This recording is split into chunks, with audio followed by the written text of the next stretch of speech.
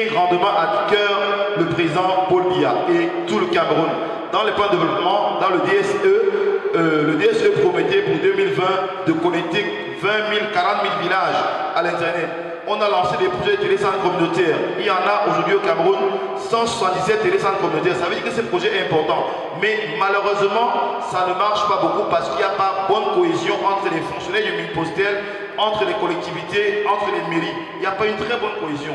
Il y a des télécentres qui ont été créés par le ministère des Postes et des Télécommunications sur les fonds PPTE et sur le FST. Et je profite pour dire, le fonds spécial de télécommunications est disponible pour financer tous ces projets.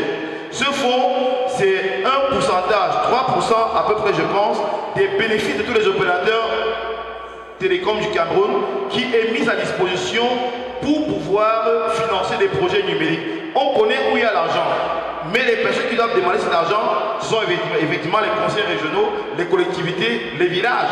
Et je vous donne une information, en 2023, il y avait prévu pour le développement des projets numériques 25 milliards disponibles au FST. Ça va probablement être reconduit pour 2024.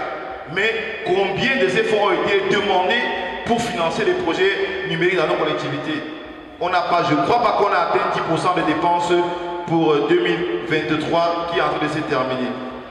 Donc je vais terminer en lançant un appel non seulement à toutes les collectivités de l'Ouest pour leur dire que le numérique est une opportunité, est un grand atout pour le développement local et pour le développement de toute notre région. Il y a des efforts à faire, il y a de la matière grise à l'UIT et partout sur la région de l'Ouest, dans les grandes écoles. Il faudrait seulement, je pense, encadrer ces jeunes pour qu'on puisse créer des projets, pour qu'on puisse encadrer le numérique, qu'on puisse amener les jeunes à développer des compétences.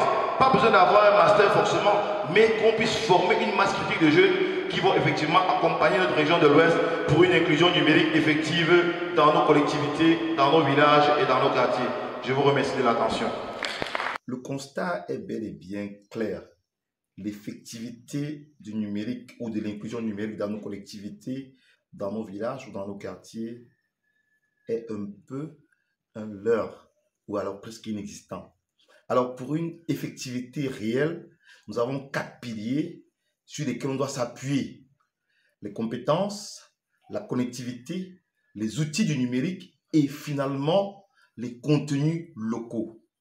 Les compétences pour s'approprier des compétences ou alors accompagner les populations locales à s'approprier des compétences pour l'utilisation des ordinateurs et des smartphones qui sont les outils du numérique sans lesquels on ne peut pas avoir accès au numérique. En 3, la connectivité. Il est important que toutes les collectivités locales, tous les quartiers, tous les villages, toutes les populations et les élus locaux puissent prendre conscience de l'importance d'avoir une connectivité accessible au plus grand nombre des populations dans leur collectivité, dans leur quartier et dans leur localité. Et puis en 3, les contenus locaux. C'est presque inimaginable qu'en 2023 et bientôt en 2024, qu'on ne puisse pas avoir des contenus numériques locaux dans chacune de nos collectivités. Voilà les grands piliers d'une inclusion numérique effective. Voilà les grands piliers, les nouveaux défis, les nouveaux challenges que chaque collectivité, chaque élu local, chaque décideur ou chaque responsable de groupe doit pouvoir accompagner ou alors s'atteler à appliquer à ces populations. Il ne faut pas 4 milliards pour le faire. Former une masse critique de jeunes, accompagner l'appropriation des compétences par l'organisation des ateliers pratiques opérationnels de transfert de technologie et de compétences numériques pour que les jeunes puissent avoir les compétences afin d'utiliser le numérique au travers d'un ordinateur ou au travers d'un smartphone ou téléphone intelligent.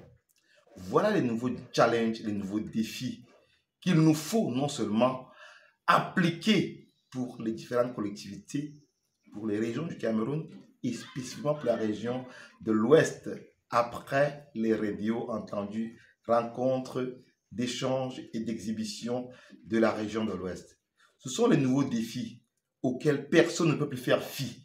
Aucun élu local ne peut faire fi du numérique aujourd'hui parce que le numérique est devenu un levier de développement, un levier d'inclusion sociale, un levier incontournable pour un développement réel. Alors, les programmes et les ateliers cybervillage sont disponibles pour accompagner ces challenges, pour accompagner ces défis à travers nos cybervillages bootcamp que nous organisons, des sessions de formation pratique opérationnelle pour maîtriser les réseaux sans fil, pour fabriquer les antennes locales avec le matériel de récupération, pour faire réaliser des réseaux sans fil et les étendre sur 1, 2, 3, 4 km, pour installer des backbones en fibre optique, en faisceau ou encore simplement en utilisant la technologie mythique des réseaux sans fil avec les boîtes de récupération.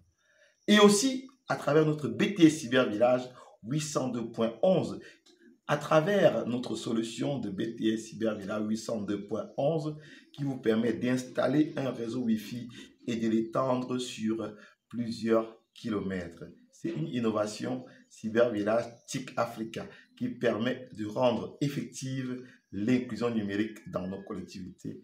Cliquez juste en bas de cette vidéo pour avoir de plus en plus d'informations, non seulement sur nos cybervillages bootcamp, c'est-à-dire nos sessions de transfert de technologie de compétences sur les réseaux sans fil, sur le développement des contenus locaux, les différents blogs et YouTube, sur le développement des applications, sur la création des contenus, sur toute espèce de création numérique à travers les formations de 1, 2, 3, 4, 5 jours et même une semaine, un mois dans nos programmes Cybervillage Bootcamp délocalisés au département du génie des réseaux et télécommunications de l'UIT Fosso-Victor de Bandioun. Retrouvons-nous très bientôt pour une inclusion numérique effective dans toute la région de l'Ouest et bien évidemment sur tout le Cameroun, parce que si on commence à l'Ouest, on doit pouvoir quadriller toutes les localités du Cameroun sous l'impulsion de ce programme de désenclavement numérique. À travers ce programme Cybervillage de désenclavement numérique de toute la région de l'Ouest et bien évidemment de tout le Cameroun et de toute l'Afrique. À très bientôt dans les aventures des cybervillages. Bye bye.